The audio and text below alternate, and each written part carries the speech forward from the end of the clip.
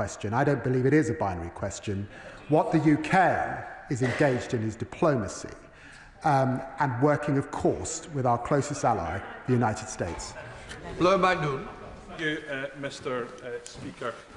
Can I associate myself with this condemnation of the humanitarian crisis in Gaza, but ask that we need condemnation to be matched with accountability? Here in the UK, Jewish communities in particular are deeply concerned at the moment about what lies ahead. Last week at the Foreign Affairs Select Committee, the Iranian ambassador acknowledged that MI5 had identified 23 threats on British soil organised by the Iranian regime. What's his message to Jewish communities who are on a state of high alert at the moment, wondering what will happen?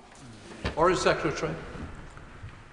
Well, I'm very grateful to the honourable gentleman for his question. He's right that the Iranian regime is the world's worst sponsor of state terrorism and state threats. We have individuals, 3 that have been arrested under our National Security Act, currently moving through our judicial system. And I would want to reassure those in the Jewish community in our country that we take those threats very seriously.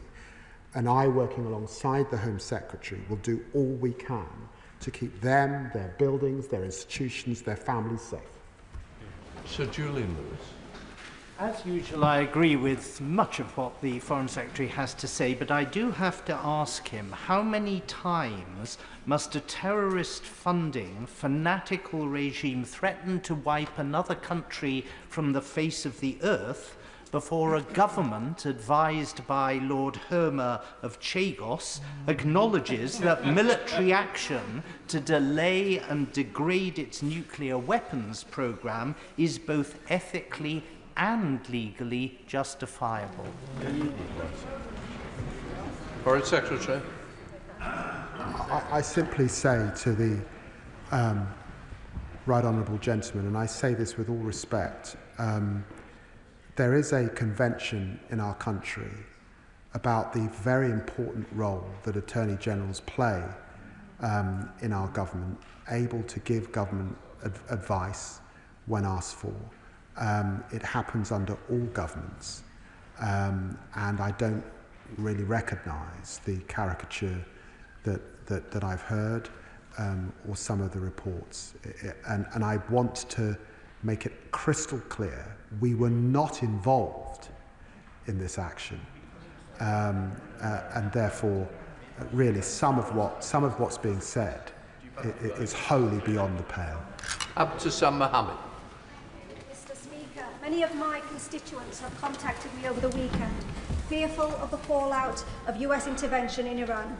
They know, and we know, that wars do not make the world a safer place, but much more dangerous.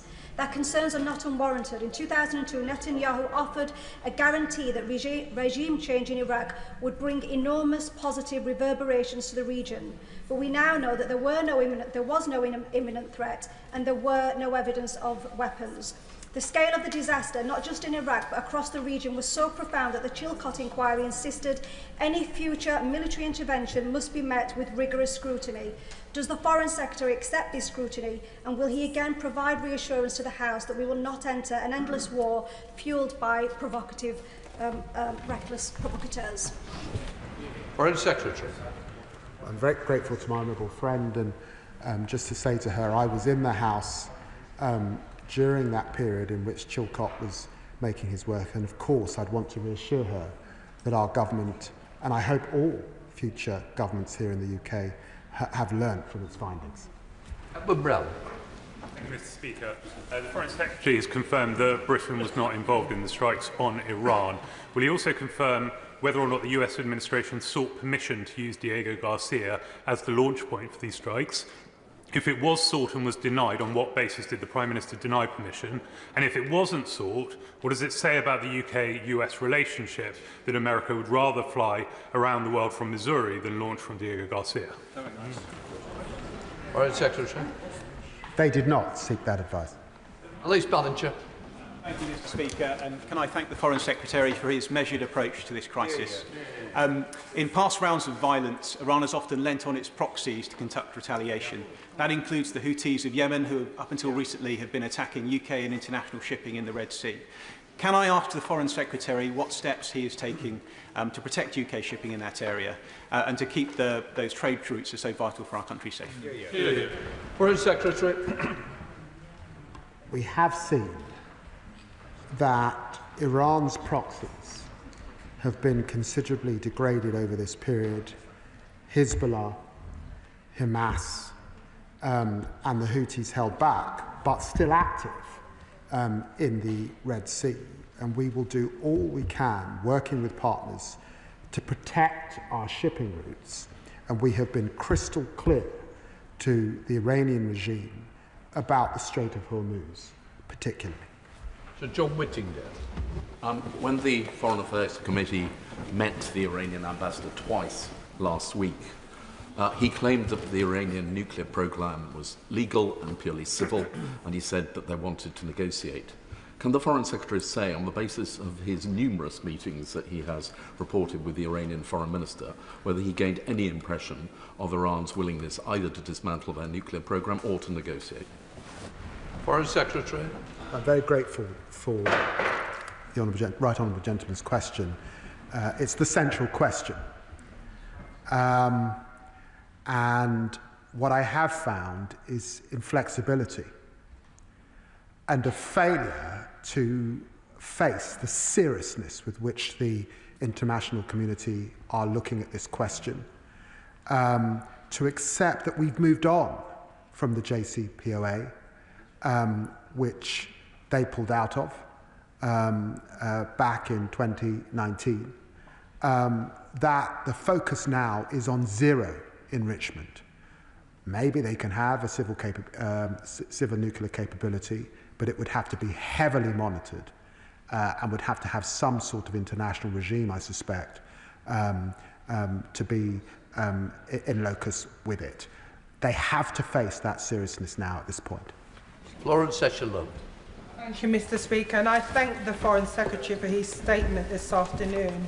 And the Foreign Secretary said that I know the whole House will have in their thoughts the many civilians impacted by this fighting. I have in my thoughts the many protesters who took to the streets after the brutal and tragic killing of Mahsa Amini in 2002, September 2002. We saw those protesters coming forward, standing up against the brutal regime, and we saw people being mutilated. And the last 20 years of intervention has shown that war and wider escalation will not help these people. It will not help the ordinary Iranians who are suffering under this regime. I've received many emails from my constituents, Mr. Speaker. My constituents said the priority should be to negotiate a peaceful resolution to the conflict and not supplying weapons to either side of the conflict. Further, to support the facilitation of aid to civilians impacted by this war. Can the Foreign Secretary assure me that the UK will not act immediately to follow in on any military action, and we will urge the US and Israel to de-escalate and to avoid targeting innocent civilians? Foreign Secretary. Well, I'm very grateful to my honourable friend for mentioning Mahsa Amini, a young woman imprisoned in Iran because of her appearance, killed in police custody. 20,000 people, many of them who protested, thrown in jail as a result, and 500 who effectively were murdered and lost their lives. That's the regime that we're talking about, and she's quite right to remind the House about that this afternoon. And I would refer her to the statements I previously made about our position on diplomacy. Stephen Flynn. Thank you, Mr. Speaker. For a lot of people watching and worrying over the weekend, they'll have seen many of the hallmarks of Iraq. Yet, despite that, the Foreign Secretary can't tell us whether he believes these strikes were the right thing to do or not. The Foreign Secretary can't tell us whether he believes that these strikes were legal or not. And the Foreign Secretary has failed today to outline whether this House would be given a vote on any potential military action in this conflict. Is he purposely treating the public as fools. Foreign Secretary. I've got to say to the honourable gentleman, he may just have got a soundbite, but I'm really on the nuclear question. I'm not going to take lecturing from the honourable gentleman. I'm afraid he's got a very sorry record in relation to that very serious matter. We have been very clear that diplomacy is the way, that de-escalation is our position. That's what you pursue if you're serious about foreign policy, and I'd recommend our approach to the honourable gentleman. Thank you, Mr. Speaker. May I first join the Foreign Secretary in thanking our brave service personnel from RAF Prize Norton for repatriating British citizens back from Tel Aviv. On this Armed Forces Week, I think we are all grateful for their courage and sacrifice. Yeah. On Iran, let's be clear about the regime. It has killed thousands upon thousands, upheld brutal suppression of democracy, rights of women and LGBT plus people. It has demonstrated a consistent intent to sponsor terrorism and act through proxies and with violence in order to destabilise the region. But all military action must go through the process of international law, and it must be executed based on a plan and intent to return to democracy. Does my right honourable friend agree with me that we must do what we can to support de-escalation as soon as possible? Well, I'm very grateful to my honourable friend for his service in the RAF, and I'm sure he's thinking about former colleagues at RAF Akrotiri and across our 2 sovereign bases in this area, and about our bilateral defence partnership with so many countries in the region particularly.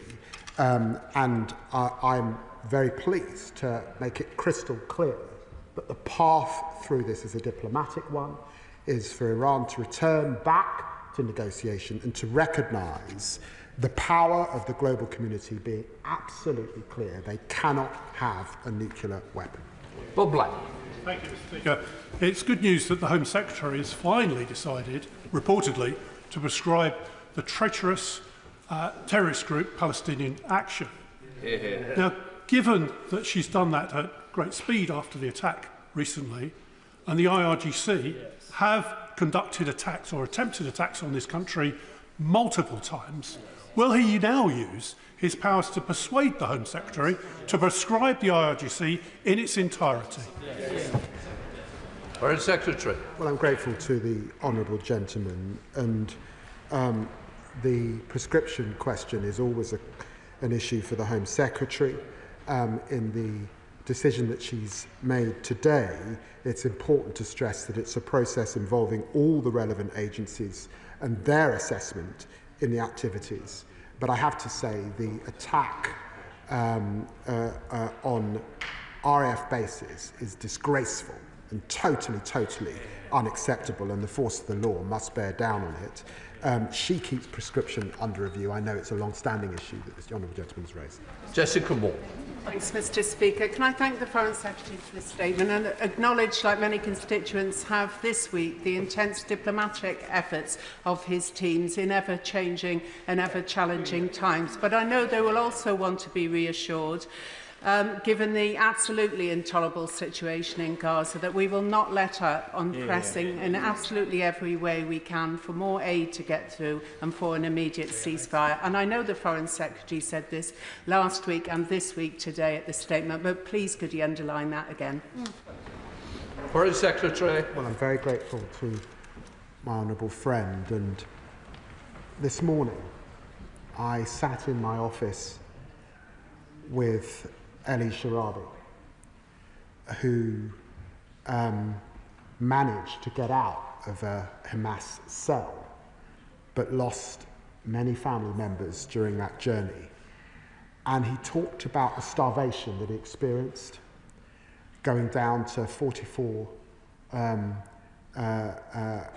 kilograms after being 70 when he went in. It was humbling to hear his story, and to be reminded that the humanitarian catastrophe affected everyone in Gaza. But he did say that the Hamas who were holding him ate plentiful while they watched him and others with him starve. Richard Tice. Thank you, Mr. Speaker. Given that there's a consensus across, I think, the whole House that Iran should not have a nuclear weapon, it seems to me there's a sort of a lack of willingness to recognise when negotiations after many years have patently failed to yield results. So will the Foreign Secretary join Reform and myself in thanking the United States and Israel for degrading the Iranian nuclear weapons programme? Well, I had 2 conversations with Secretary of State Rubio yesterday, and I hope he would say that we've established a very good working relationship over that period, and he will know that I have a long-standing or longer-standing relationship with Vice President Vance. And to be clear, the United States position is that we are at war with Iran's nuclear program. This was a targeted attack, and it's important to understand their efforts to degrade, but we have not yet had that assessment as to its effectiveness. Richard Burton. Thank you, Mr. Speaker. Iraq showed the grave dangers of following a right-wing US president into an illegal war for regime change. The consequences were hundreds of thousands of dead, mass destruction, mass devastation, regional chaos and wasted resources. Many fear that the same thing is happening now. So will the Foreign Secretary confirm that any such war on Iran for regime change would be illegal under international law? And will the Foreign Secretary confirm that he would oppose in UK involvement in any such intervention, in any such war?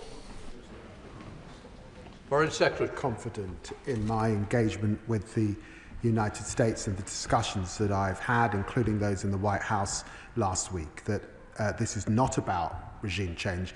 And I should remind the honourable gentleman that the Israelis too have been clear that they are not attacking the civilian leadership in Iran. Sir Bernard Jenkins. Thank you, Mr. Speaker. It does appear that the House agrees with the government's objective that Iran should never have nuclear weapons, but the government is prepared to will the ends, but not the means. And it begs the question about who is really running the government. Why did Lord Homer's opinion on the legality of military action or UK involvement become public last week? Was it leaked? Was it briefed? And doesn't it demonstrate that the government is paralysed and divided over this question instead of leading from the front? Foreign Secretary. No. Laura Kirk-Smith. Thank you, Mr. Speaker, and I commend the Foreign Secretary for urging calm and restraint at this troubling time. I know he's been engaging with European counterparts, notably France and Germany as the E3. But as the positions of the US and Israel and Iran harden, does the Foreign Secretary agree with me that this is a moment where our relationship with Europe as a collective force for diplomacy and peace is going to be crucial? Foreign Secretary. I'm very grateful to my honourable friend. It was important for the so-called E3, the United Kingdom, alongside Germany and France, working with the EU's High Representative to make clear our concerns about Iran's nuclear ambitions to the Iranian forum and urge him to come back to diplomacy.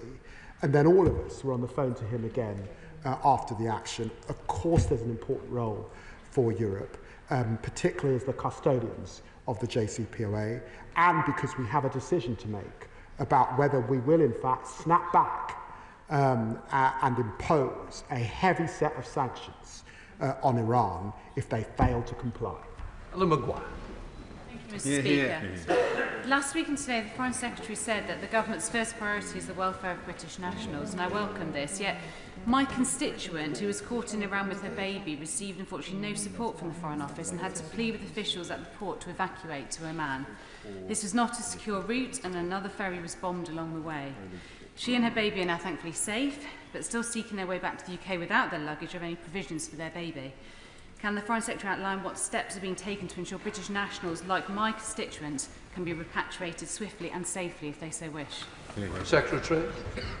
Well, I'm very sorry to hear about the position of her constituent and her baby. It must have been immensely stressful to make your way out of Iran in this way, she will know that we have been advising against travel to Iran since 2019. We are able to offer support on the border with Azerbaijan as best we can, but she will also know that the airspace is not open in Iran. But if she writes or is in touch with my honourable friend, the Middle East Minister, of course we'll look at it and what learnings there may be. Debbie Abrahams. First of all, I'd like to associate myself with the remarks about condolences to everyone that's lost loved ones.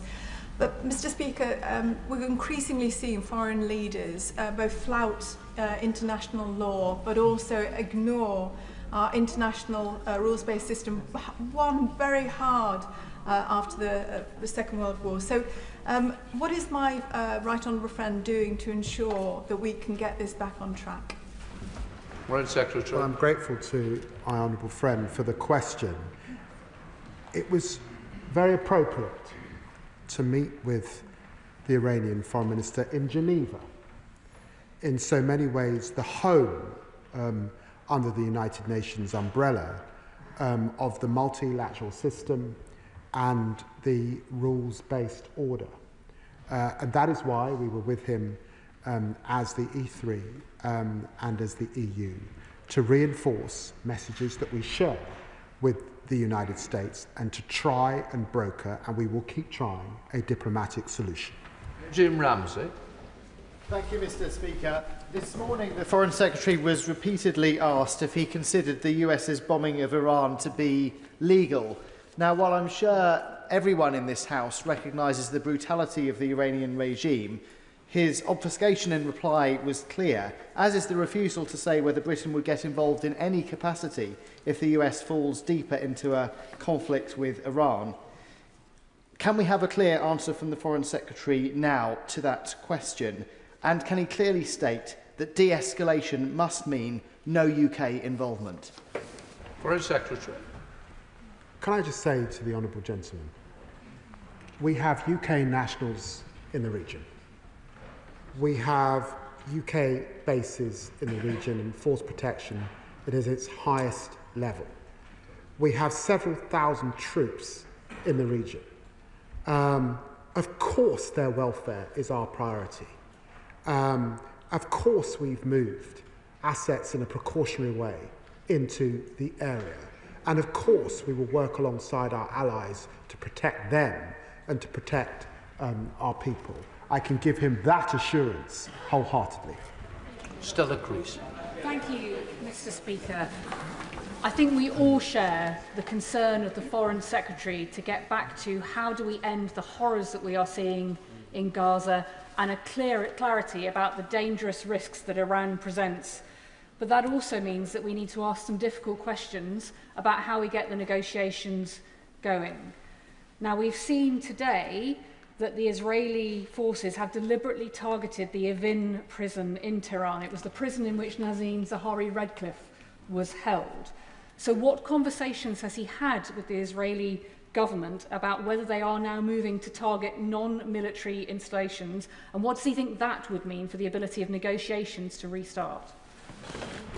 Foreign Secretary. I'm grateful to my honourable.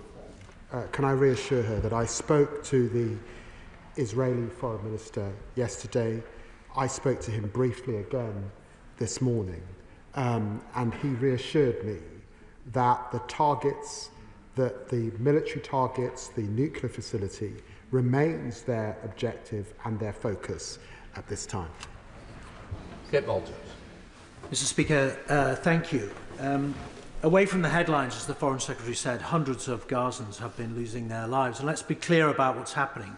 As tens of thousands of people daily walk miles to beg for food from American mercenaries, they're being shot at random in the street.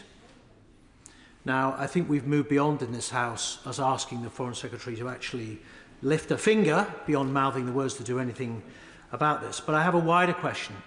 Does he envisage that the UK will play any sort of part in there being some sort of consequence in the future for these outright murders? Foreign Secretary. Can I say to the right honourable gentleman, and I know the strength of feeling that he has on these issues and the consistency with which he has pressed these issues from the backbenches. Can I reassure him that in the White House last week we did not just discuss the situation in Israel and Iran. I also discussed the situation in Gaza, and our discussion was about the chances of a ceasefire. The prospects of that ceasefire are currently with Hamas, deep in their system and in their tunnels, but I remain hopeful that we will get a breakthrough in the coming days and weeks, and that the suffering that we are seeing is alleviated. I'm aiming for 5 o'clock so we can speed up question and answer. Very helpful, good example. Louise Jones. Thank you, Mr. Speaker. When there was US offensive action against Iran 5 years ago, we saw proxy action taken against UK and US personnel deployed in the Middle East, where we sadly lost Lance Corporal Brodie Gillen. I don't expect the Foreign Secretary to give me details, but can he assure me that everything's being done to make sure that there is adequate force protection for those who are still deployed on behalf of this country? Foreign Secretary. Very grateful to the Honourable Lady for asking that question, and to give that reassurance, our highest levels of force protection to all our wonderful personnel, many of whom I've met, who are in the region. Can I thank the Foreign Secretary for his statement and also for emphasising the importance of restraint and de-escalation at this very perilous moment. But can I ask him what steps he's taking to try to align and coordinate his diplomatic efforts with those of our European and G7 allies in the hope of presenting this united diplomatic front? Secretary. Grateful for the question.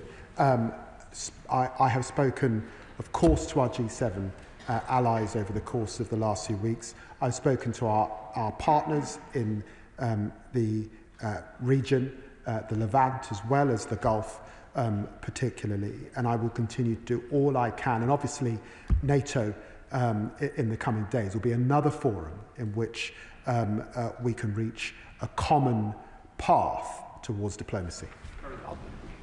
As the Member of Parliament for the largest Jewish school in Europe, can I thank the Foreign Secretary for the assurances that he gave earlier on the community in this country being safeguarded.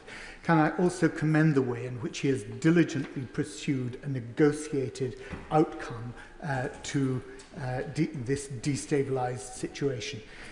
He knows that it used to be said that the Israeli Prime Minister jumped to the tune of America. Now that it seems to be the other way round, what action will he take against Prime Minister Netanyahu specifically in order to stop the destabilisation of the Middle East? Foreign Secretary. Well, I'm grateful for the honourable gentleman's question. We do have disagreements with the government of Israel, and he knows that a few weeks ago we sanctioned 2 members of that government. But I remain, and the government remains, a friend of Israel, able to work at many different levels. And we recognise the contribution that has been made at this time to the degrading of proxies working on behalf of Iran, recognising that those proxies contribute to Iran being the worst actor on state threats globally. David Reid. Thank you, Mr. Speaker. If Iran chooses to close the Straits of Hormuz, which the Iranian Parliament have now voted to do, what contingency options has the Foreign Secretary worked up to protect UK national interests? Or can I assure him that these issues are, of course, under consideration in the government? All contingencies are in place, and we are in discussion with our allies about that, but it would be wrong for me to go into operational detail. Clive Lewis. Can I associate myself with the comments made across the House about the dire and despicable nature of the Iranian regime?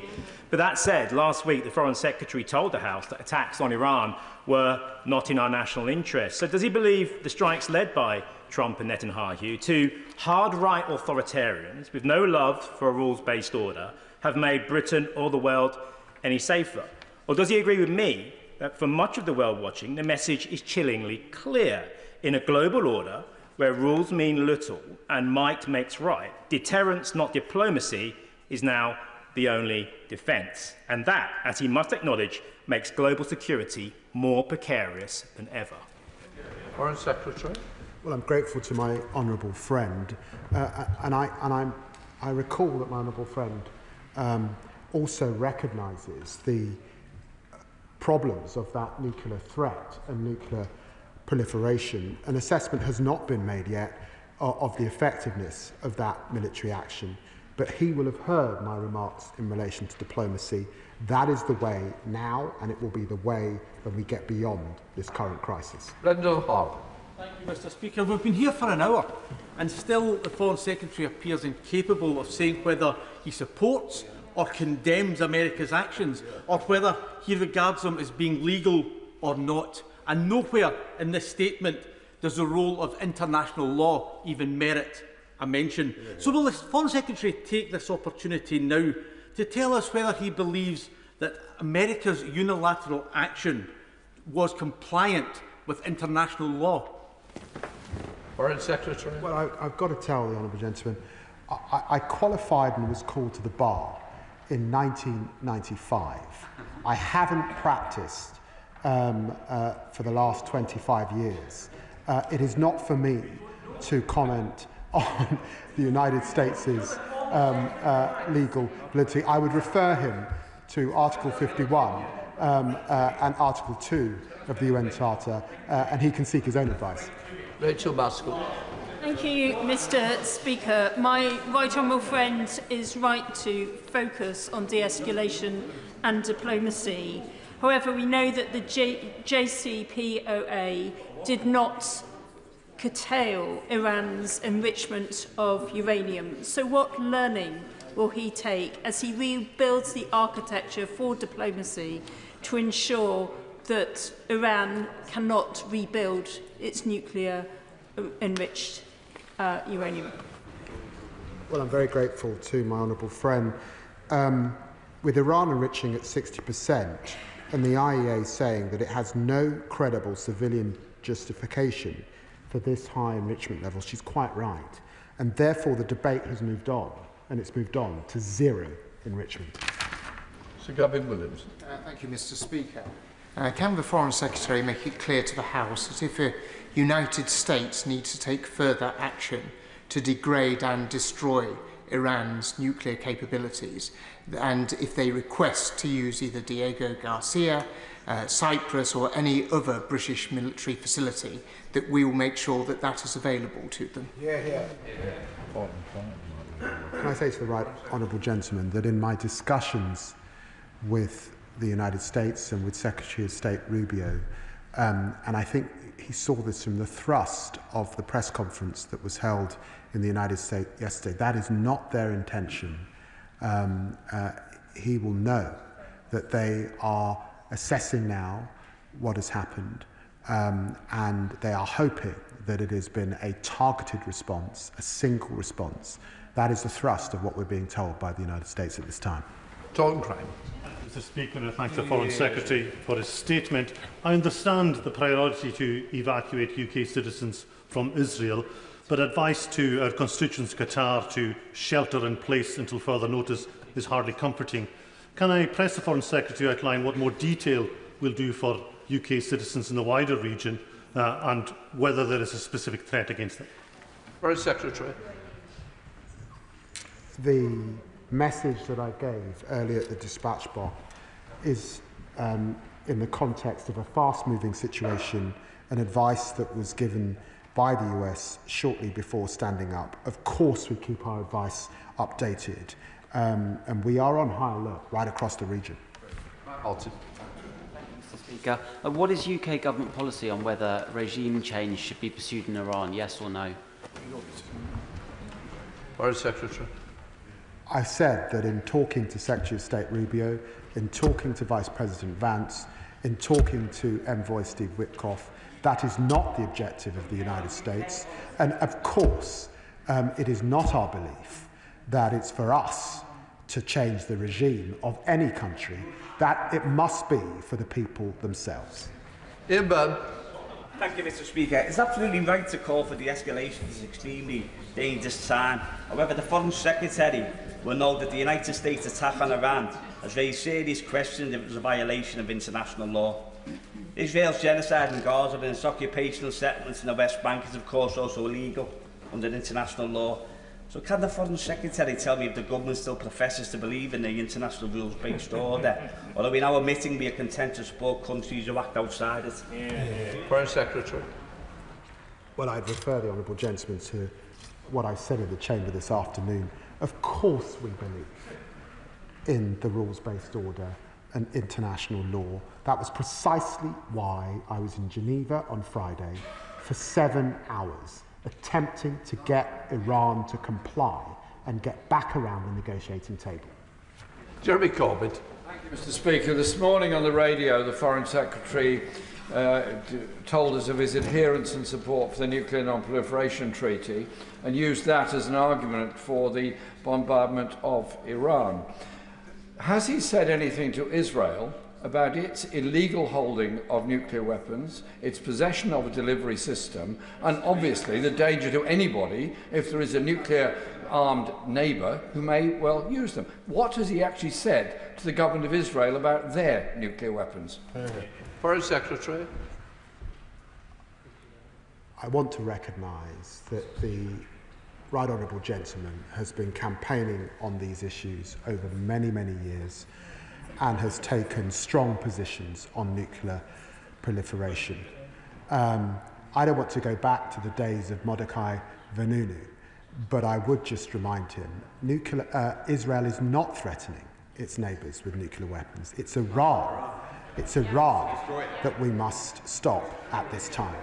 Andy Slaughter.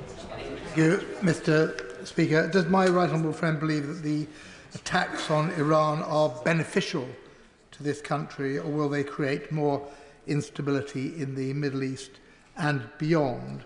And is there a cost to the UK as an upholder of the rules-based international order, which he says that we still support, if the actions of our allies, the United States and Israel, are judged to be contrary to international law?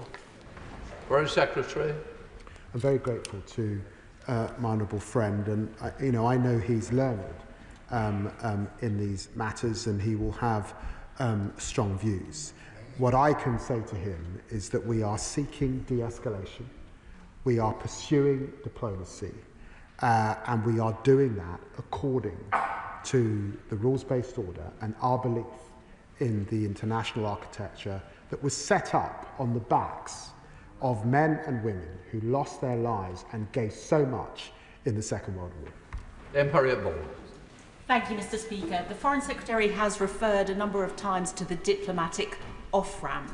So can he confirm to the House that the diplomatic off-ramp, the request of the United Kingdom to Iran, is that the regime change its stance and finally recognises the right of our ally Israel to exist? I can. Of course it should recognise the right of Israel to exist, and it should work with the United States and the E3 particularly to ensure that it is putting whatever has been developed beyond use. Luke Akers. Mr. Speaker, over the past decades, Iran and its terrorist proxies have effectively colonised 5 Middle Eastern countries and used them as launching pads for attacks against Israel. Iran's been goading and indeed preparing for a conflict with Israel for decades, including the genocidal intent behind its nuclear weapons development. How will the UK support our many allies in the region, Arab countries as well as Israel, facing similar threats from the Iranian regime? Foreign Secretary. Well, I'm very grateful to my honourable friend, and can I remind him that we have the strongest of bilateral defence relationships with Jordan, Saudi Arabia, Oman, UAE, Qatar, Bahrain, Kuwait, Iraq and Lebanon at this time, and they can rely on us. Ayab Khan. Thank you, Mr. Speaker. But forgive me, Mr. Speaker, I've got to press the Foreign Secretary on this point. A lot of honourable members have asked him specifically whether he supports the attack conducted by the United States. He's refused to answer that question. Is it because, like many of the British public, realise that it was an illegal attack on Iran? Foreign Secretary.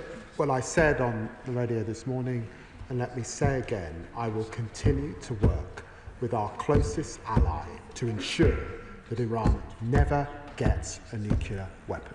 Thank you, Mr. Speaker. I welcome the Secretary of State's calls for a durable diplomatic solution. No one benefits from this conflict continuing. Will the Foreign Secretary outline what steps the government is taking to ensure peace and prevent war in the region, particularly guaranteeing that the Straits of Hormuz remain safe for LNG and oil tankers? Securing this vital trade route is essential for global stability and global economic security, including Iran's. Foreign Secretary. I'm very grateful to the question from my honourable friend, and that's because many members of the public beyond this chamber will be worrying about the risk on inflation of an oil shock particularly, and will want to be reassured that the government is doing everything it can to be clear to Iran that it cannot blockade the Strait of Hormuz, it cannot mine the Strait of Hormuz, it must not do that, and we of course will act with allies to prevent such an occurrence if it were to occur. Greg Smith. Thank you, Mr. Speaker. It seems for an hour and a quarter we've been going round in circles, in that in answering questions, the Foreign Secretary has rightly pointed out that diplomacy has failed to stop Iran reaching 60% enriched uranium. Likewise, he has rightly acknowledged that diplomacy has failed to stop Iran spreading terrorism and sponsoring terrorism around the region, yet each time he's concluded in a hope of greater rounds of diplomacy to solve this, and hope is not a strategy. So at what point will the Foreign Secretary acknowledge that there probably can be no diplomacy within a regime that is so brutal to its own people and that just won't listen? What's the alternative? The honourable gentleman is a bright man. He knows that once a country has acquired the means to enrich to 60%, the expertise exists, and only a diplomatic solution can create the framework to eradicate and control that expertise.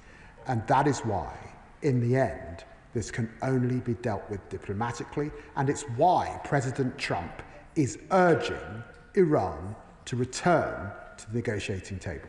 David Taylor. Mr. Speaker, as well as the Iranian regime's threat to Israel, the Iranian regime has also supported Assad to kill 500,000 people in Syria, including Palestinians, and supplies Putin with the drones he is currently using to massacre people in Ukraine. We must also remember, of course, that it persecutes its own people, including human rights activists. And just as ministers have, I'm pleased to say, engaged with Syrian activists in the UK to hear their views on the future of their country, can I ask ministers and the Foreign Secretary assure me that they will engage with human rights activists and democracy activists here in Britain to help guide their approach going forward? Well, I'm very grateful to my honourable friend's question. His articulacy is spot on, and I can give him that undertaking between myself and the Minister for the Middle East. Thank you, Mr. Speaker. We talk weekly in this place about Russia's illegal bombing of Ukraine. Now, Russia may not be a close ally like the US, but presumably, if international law applies to that, then the US bombing of Iran would likewise be illegal under international law. If not, then could the Foreign Secretary explain why international law would apply differently to the US and where that leaves us if this conflict escalates in the region? I say gently to the honourable lady, one should always be wary of moral equivalence. Russia invaded a sovereign country, and for the last years has been firing rockets into that country, aided by Iran. And we will continue to stand up to Putin's abysmal aggression, and of course he should be held to account. Thank Thank you, Mr Speaker, and I thank the Foreign Secretary for his continued clarity that the UK has not been involved in this military action in the Middle East, and thank him and his team for all their diplomatic efforts on de-escalation. I agree with what he said about the horrific situation in Gaza, where in the last week more than 100 Palestinians have been killed while starving and waiting for aid. He said he's pressed the US and Israel on this in the last week. Can I ask if he's continuing to discuss this and press for action together with France and Canada?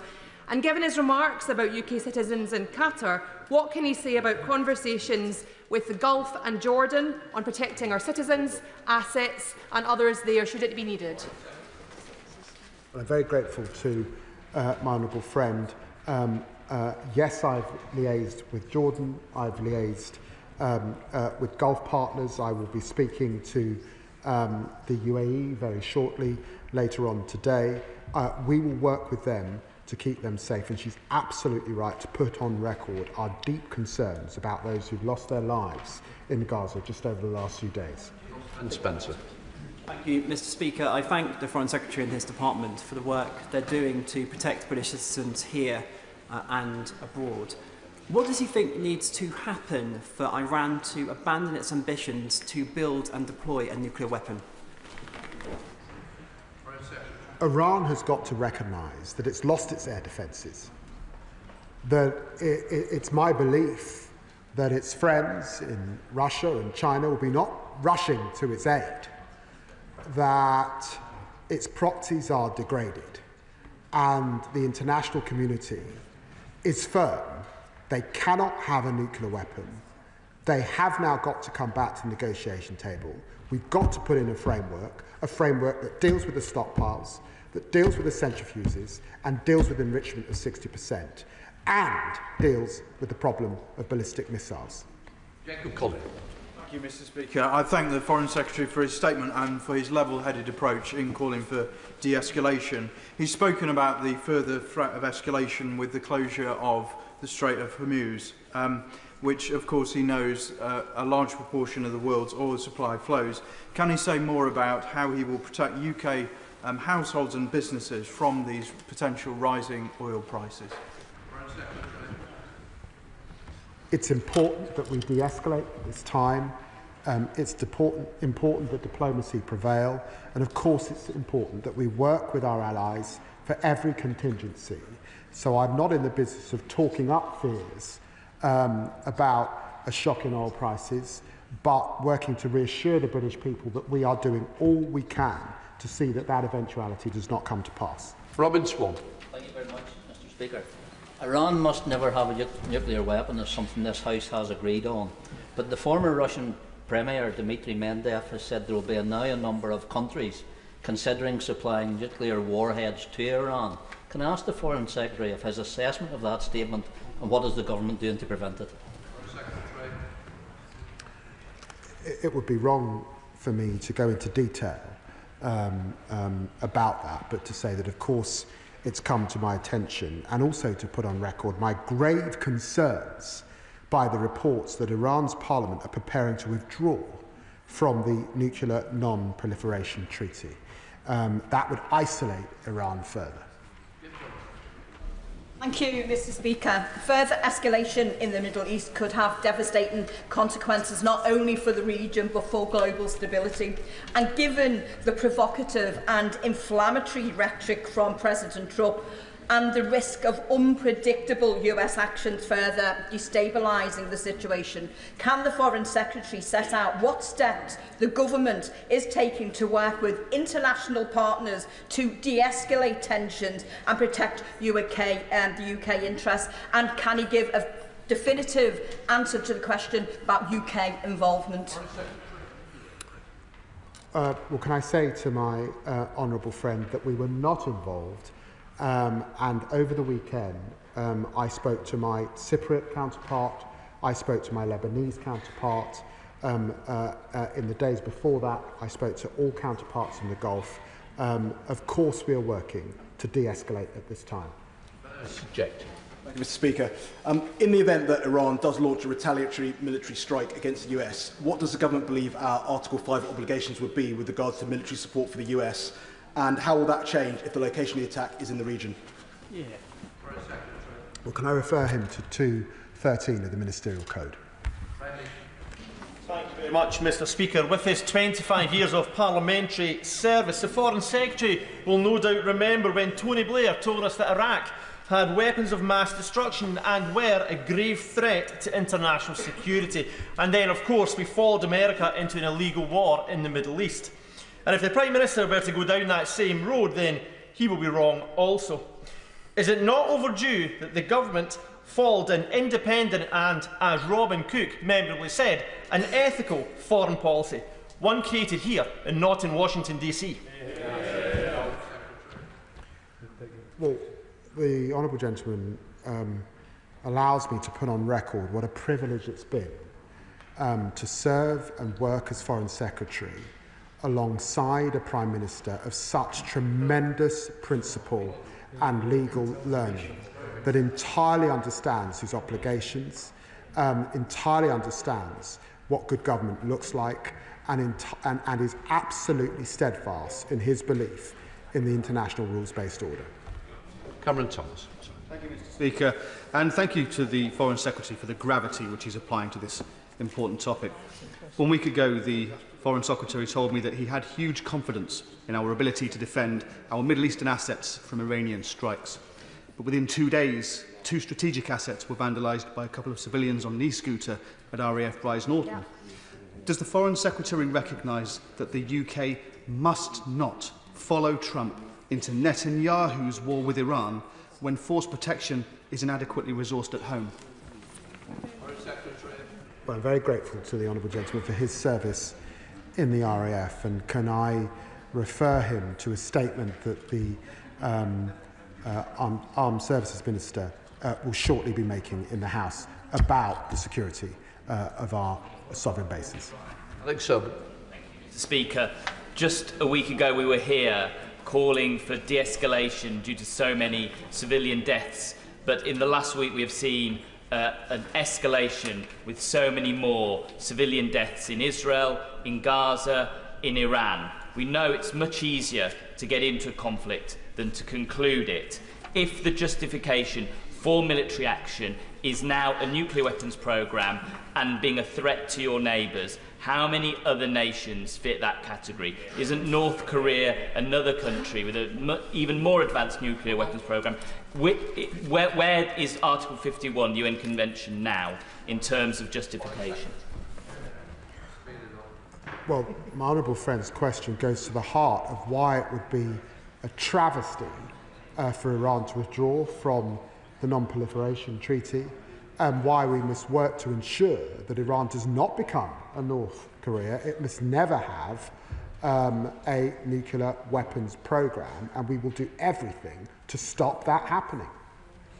David Simmons. I'm grateful, Mr Speaker. The family of my constituent, Katie Solomon, have been in touch to share their fears about her as she shelters from Iranian attacks in Israel. And my constituent, Mehdi Mosleh, has told me about how his life in the UK started as a refugee from the Iranian regime. So can the Foreign Secretary tell my constituents in the House why, given Iran's record, he is finding it so difficult to follow the Prime Minister in welcoming the actions of our allies in seeking to reduce the risks posed by the Iranian nuclear programme? Well, can I say to the honourable gentleman that he will recall that in representing my constituency in Tottenham, I have the Stamford Hill area of London, which is the home of many in our Orthodox Jewish community, many of whom are in Israel as we speak, sheltering too in their bunkers. So the picture he paints is one that I recognise, and it's why I'll do everything I can to work with them and protect them. Thank you, Mr Speaker, and I'd like to thank my right honourable friend for his statement. Dozens of people from my Hendon constituency have been stranded in Israel and Iran. I thank the Foreign Secretary for his hard work on this issue, and it's good news that the first flight has already occurred. Can he say more about the timeframes for potential future flights, and also say more on what is being done to support those looking to leave Israel by land, borders or by sea? I updated the House about our rapid response teams that are working in Israel and at borders for those who are able to journey to the land borders in Jordan and Egypt to leave. We have a flight in the air as we speak, and I expect that there will be further flights in the coming days, but it does depend on airspace and how those days look. Lincoln Chop. Thank you, Mr. Speaker. I thank the Foreign Secretary for a statement in which he says that he's been crystal clear with the regime in Tehran. I hope he's been a lot clearer with them than he has been with the House today, because I'm going to give it one more go, because I genuinely don't understand why he can't answer this question. Does His Majesty's government support or oppose US military action against Iran at the weekend? His Majesty's government will continue to work with our closest ally, as I was last week in Washington, D.C. Mr. Scott Arthur. Thank you, Mr. Speaker. And I do thank the Foreign Secretary for his energy he's invested in de-escalation because it's the only moral route out of this conflict. And I thank him also for reassuring us that UK forces aren't involved and not giving up for the plight facing ordinary Gazans. There's 90 million people in Iran. Just under 10 million of them are in Tehran. There's reports of many of them trying to leave the country. And this will be made worse by the reports around the speculation around regime change. There's also reports that Turkey and Pakistan might be closing their borders to refugees. Is this something he's keeping a watchful eye on, and has he discussed it with our international partners? Well, I'm very grateful to you, Honourable Friend, for the question, and it was why I spoke to our ambassadors and teams across the region this morning, because I recognise that this is a worrying and stressful time in all of those areas, which is why my central message and task is to de-escalate. We need more light and less heat. If I heard the Foreign Secretary correctly, he said that the UK would act if Iran sought to block the Strait of Hormuz. Did he mean act militarily? And then under what other conditions would he consider military action? And what would he say if the Americans turned to this government and asked them for support in any military adventure to do with this conflict? It would be quite wrong for me from this dispatch box to get into eventualities and operational matters at this time. But be reassured that all contingencies are in place to keep our people and to work with our allies to keep the region safe. Adam. Thank you, Mr. Speaker. The most in-depth study ever conducted on the casualties of the war on so-called terror was conducted by Brown University in America. They found that directly or indirectly, over 4.5 million people lost their lives. 4.5 million people partially lost their lives because of what was voted for in this House. So can the Minister agree with me that the only resolution to this conflict is through diplomacy? And can he assure the House he will not follow the previous Labour government and the previous Labour Prime Minister Tony Blair's mantra when it comes to America bombing Middle Eastern country is with you whatever, and lead this country and the world into the abyss? Well, I can restate, as I have throughout this afternoon, that diplomacy is in the way, and I can remind him that our government and successive governments have learned from the Chilcot inquiry.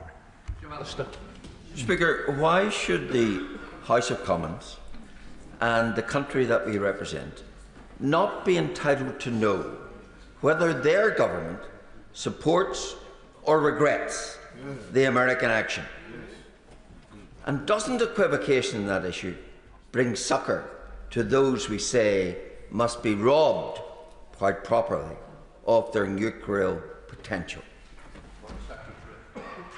I think the people of Britain are entitled to know that we were not involved in this action, that we work for diplomacy and de-escalation. That is why I was sitting in the White House last week. It's why I was in Geneva on Friday, and it was why I was at a COBRA meeting and making a round of calls to allies and partners to de-escalate at this time yesterday. Sarah Poach. Thank you, Mr. Speaker. Does the Foreign Secretary, is he able to explain to the House whether the United States felt unable to use the Diego Garcia base and have to refuel in a highly dangerous operation 3 times because of that, because of your deal that you did with the Mauritians that would then tell the Chinese, that would then tell the Iranians.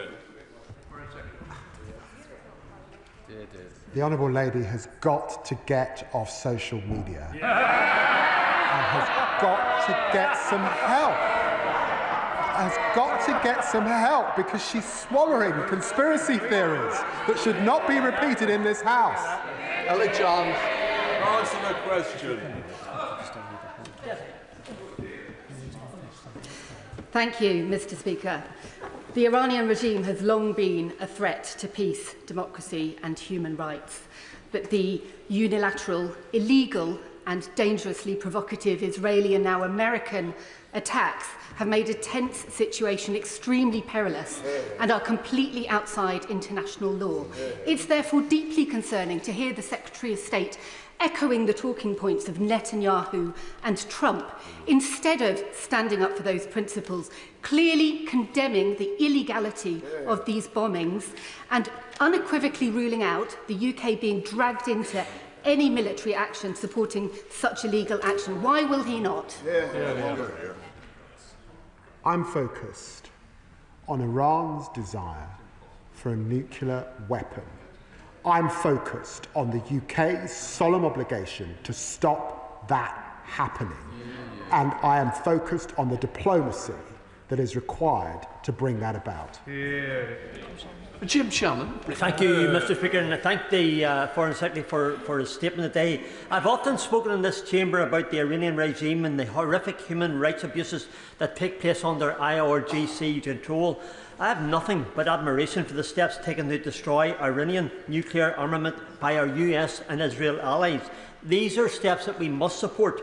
So will the Foreign Secretary confirm that the UK stands shoulder to shoulder with the US and Israel as they do what needs to be done, and further that we send a message to Iran that retaliation in any form will not be acceptable and they will face the might of the best armed forces in the world, that is the British Armed Forces. I can reassure the honourable gentleman that of course we stand with our allies in the United States and indeed in Israel in facing down the repeated threats from Iran, an existential threat of course to Israel, but a destabilising in the neighbourhood. Of course we will stand up to them. Right, let the front benches change it.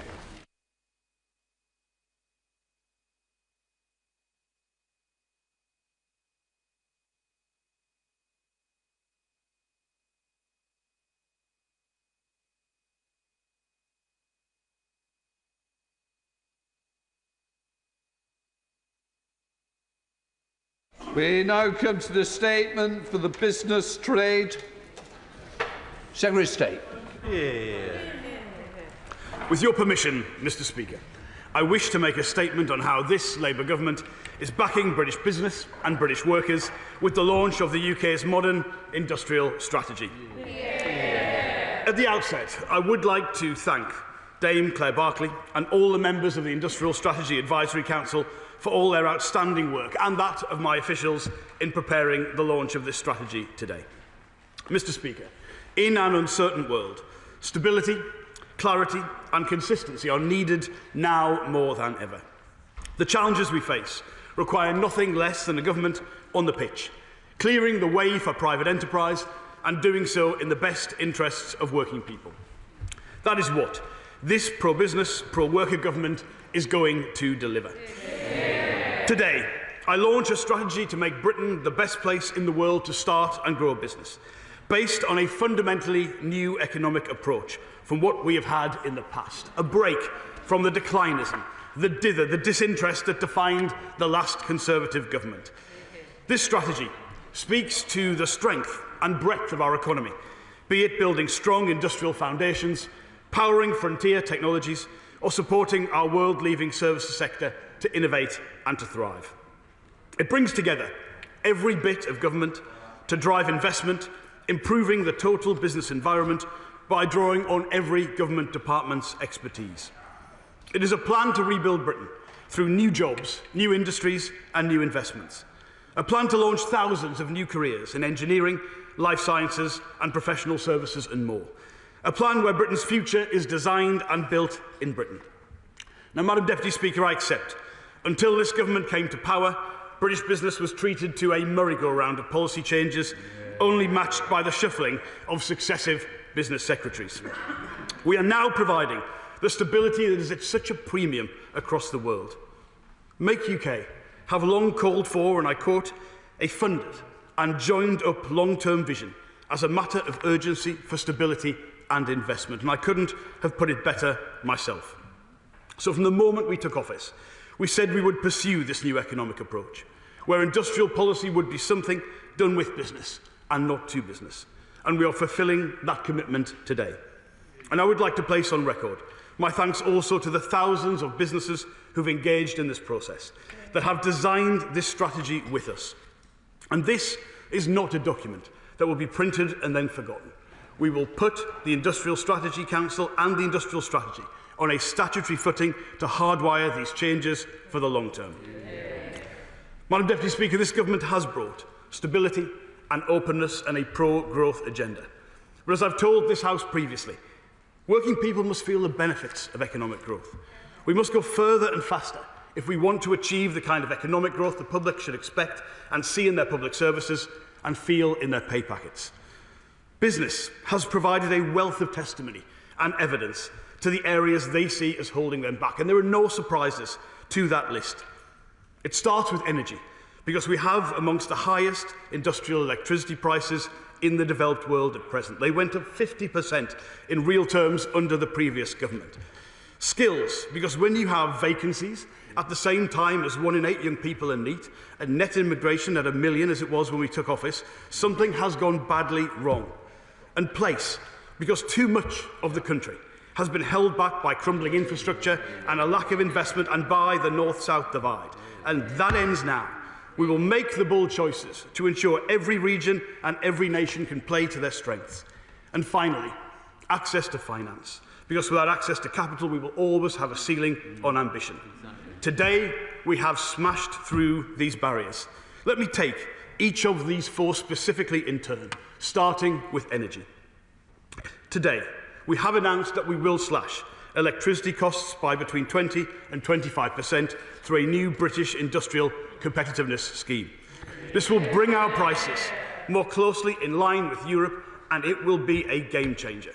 We will also put in place the reforms we need for businesses to get the much faster connections to the grid that they need.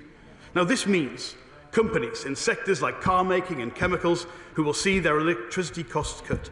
The scheme could benefit over 7,000 businesses with high electricity usage in industrial strategy, foundational industries and high-growth manufacturing sectors, which collectively employ over 300,000 skilled workers. As well as this, we will launch an expanded version of the Supercharger scheme so that some of our largest companies in electricity-intensive sectors, including investments in the future, such as the new Steelworks electric arc furnace at Port Talbot and the Agratas Gigafactory in Somerset, who will see their network charging exemptions rise from 60% to 90%, cutting their electricity bills and again making them more competitive than our European neighbours. I understand this was something the previous government actually promised to business, but again failed to deliver. And I confirm this will all be done without adding a penny onto consumer bills or onto the bills of any other business. Secondly, we are shaking up the skills system to prioritise digital, engineering and defence skills, so British workers can secure good, secure jobs in tomorrow's economy. Our industrial strategy sectors are already on track to create 1.1 million new good, well-paying jobs with the help of this industrial strategy. And we want those opportunities to benefit all of our constituents. That's why we're investing over £275 million in our engineering skills package and the Skills Mission Fund to deliver training and new technical excellence colleges as part of our wider skills offer. And through our global talent visa reforms and the Global Talent Task Force, we are also ensuring that UK businesses can recruit the best of the best from here and abroad. And on the issue of place, on the economic geography of the UK, which means a great deal to me and many of my colleagues who listened to grand plans to level up that turned into a few new extra flower pots and empty promises.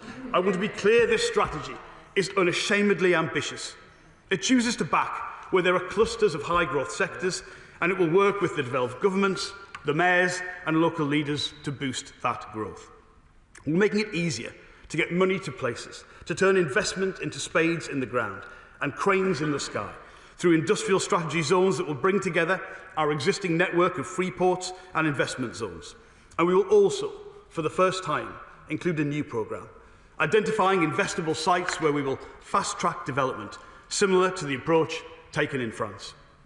But our infrastructure must match our ambition, so we'll strengthen connections between city regions and clusters through the Oxford to Cambridge Growth Corridor, the Growth Corridor across our northern city regions, the Edinburgh-Glasgow Central Belt, and through rail enhancements in Wales.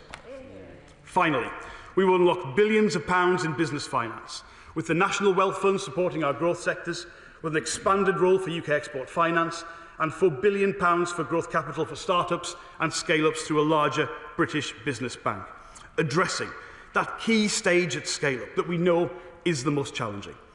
This growth capital will catalyse £12 billion of private capital across the 8 growth-driving sectors and deliver around £30 billion of additional GVA to the UK economy. Now, these measures, alongside our transformative sector plans, are how we can realise the untapped potential in key parts of our economy. For instance, by 2035, we aim to double business investment in advanced manufacturing, increasing the volume of vehicles produced in the UK to 1.3 million, while creating the first European market for self-driving vehicles. We are turbocharging our clean energy mission with investment in offshore wind, in small modular reactors, in carbon capture, in green hydrogen, in gigafactories, ports and green steel. We will make our United Kingdom one of the top 3 places in the world for creating and scaling digital technology business. That means training 1 million young people in tech skills and expanding our AI research resource by at least 20-fold by 2030. We will significantly increase business investment in our world-leading creative industries sector to £31 billion, cementing our position as one of the great creative exporters in the world. For our life sciences sector, our ambition is that the UK will be, by 2030, the leading life sciences economy in Europe, and by 2035, the 3rd most important life sciences economy globally, after the US and China. At the same time, we plan to double business investment in professional and business services to £61 billion, ensuring the continued growth in a powerhouse industry that accounts for millions of jobs in the UK, the vast majority of them outside of London. And we have already announced the largest increase in defence spending since the Cold War, and will use this to transform the UK into a defence industrial superpower by 2035, leading Europe in defence exports and closing the gap in venture capital investment in defence with the US by half. And for our financial services, the heart of business investment and stability, we will harness opportunities as markets digitise and adopt new technologies, and ensure the whole economy feels the benefits of increased investment. And this industrial strategy also ensures that places and sectors can take full advantage of the UK's position as a global hub for trade. The UK has long been and will remain a champion of free trade, which is why, under this government, we've delivered trade agreements with our biggest trading partner in the world, with the biggest economy in the world, and with the fastest growing economy in the world, making the UK the best connected market in the world. And through this industrial strategy, we are reaffirming our commitment to free, fair, resilient trade, while shielding businesses from supply chain disruption and market-distorting practices. We'll leverage our relationships with Europe, the US, with China, with the Gulf and beyond, so businesses can make the UK their base to connect with global markets. It will work, hand in glove with the trade strategy my department will publish later this week, to help British companies break into new markets, to export more and to grow more. In conclusion, Madam Deputy Speaker, this is a watershed moment. For too long, governments have been a source of problems for British business and not a path to solutions. That has resulted in parts of the country like where I and many of us here grew up, where we watched yards and factories close along with the door to opportunity. A sense we were losing the past, but we had no bridge to the future. That also ends now, because our plan for change is backing this country's greatest assets and frontier industries to put more money into people's pockets, to raise living standards and to unleash a decade of national renewal. I welcome Make UK's comments that today is one of the most important days for British industry in a generation. Yeah. We are creating prosperous, proud, an outward-facing but self-reliant, independent and highly skilled nation. A country where opportunity, skills and wealth are spread fairly, where every person and every business will have the chance to flourish. That is what our modern industrial strategy will deliver, Madam Deputy Speaker. Our future, in our hands, built in Britain. That is what this strategy will achieve. And I commend this statement to the House. I know, please be seated. I know that the